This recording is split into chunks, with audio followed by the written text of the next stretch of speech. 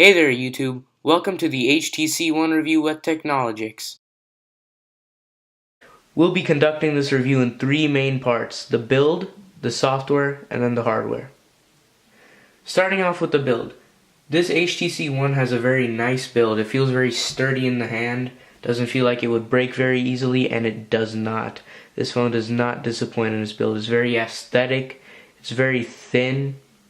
And something that's great about it, opposed to the Galaxy S4, is it has this aluminum structure, opposed to the plastic of the S4. This phone, I've had it for 8 months. It does not have a single scratch on it. It's very nicely balanced.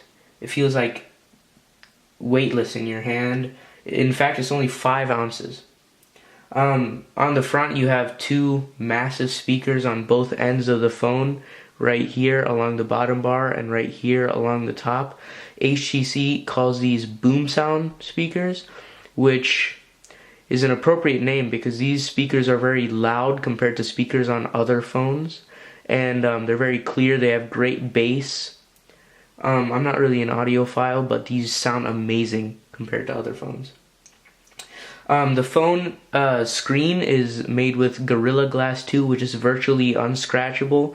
And in the 8 months that I've owned this phone, there is not a single scratch on the screen. The aluminum backside doesn't scratch either. There's only one problem I have with it, is that it has this slippery kind of finish, so you don't really feel like you have a great grip on it while it's in your hand. Something that does fix that though are these white lines. They're like a rubbery ceramic material. They provide kind of a little bit more of a grip so it won't slip out of your hand. It's like that little rubbery feel.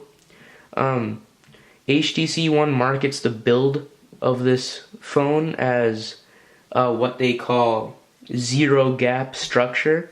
That's true. This is a very sturdy phone. Doesn't feel like it would fall apart or break at all. I've dropped it multiple times and there's literally nothing. It is like it just came out of the box. Incorporated into the power button right here is what they call an IR blaster.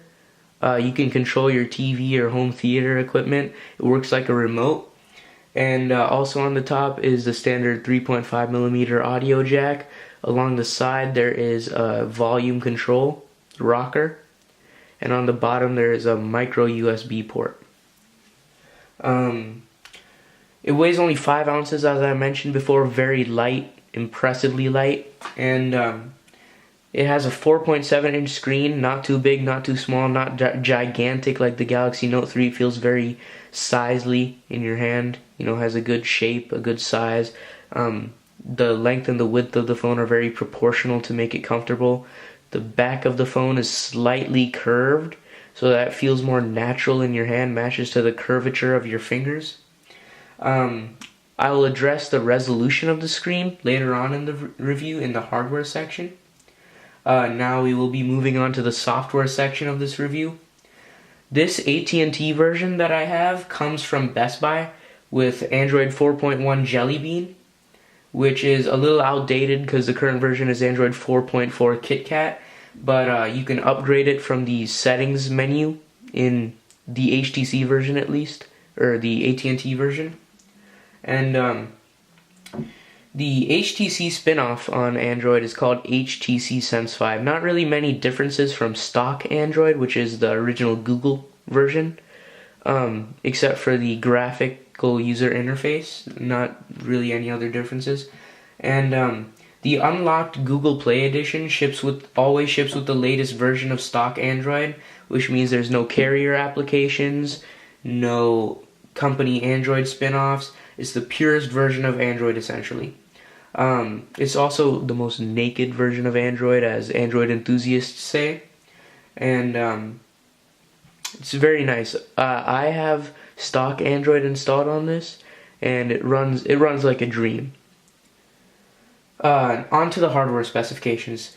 This phone packs a Qualcomm Snapdragon 600 with 1.7 gigahertz. It's a quad core. It's one of the best out there, as good as most phones get.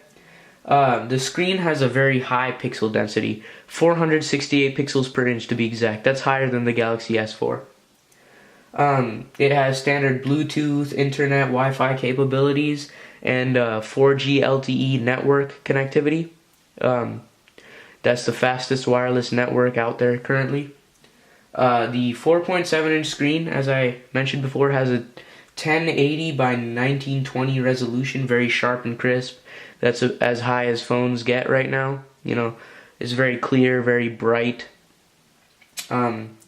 It has Adreno 320 graphics and 2 gigabytes of RAM. The battery standby time is marketed to be 20 days and a talk time of 18 hours, but I do not get that much. Maybe it's because I'm a rigorous user, maybe it's because I have stock Android on this phone. I do not know the reason for that, but I definitely do not get that much time.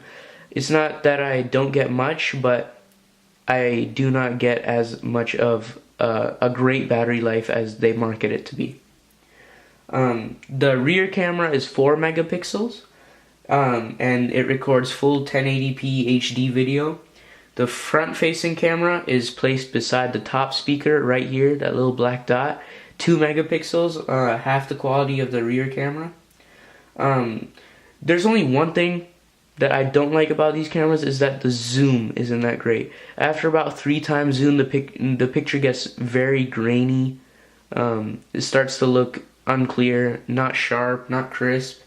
That's the only problem I have with the camera.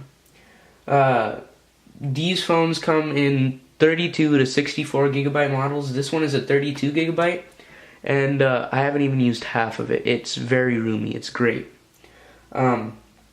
The problem I have with this phone, the main problem, is that the battery is non-replaceable. You can't open this phone. The battery is integrated, and you can't expand this phone's storage with a micro SD card because there is no micro SD slot for you to put a micro SD card in. So that's one of my main problems with this phone. That's actually one of my only problems. The price of this phone. AT&T offers this phone for $199.99 with a 2-year contract and an activation fee.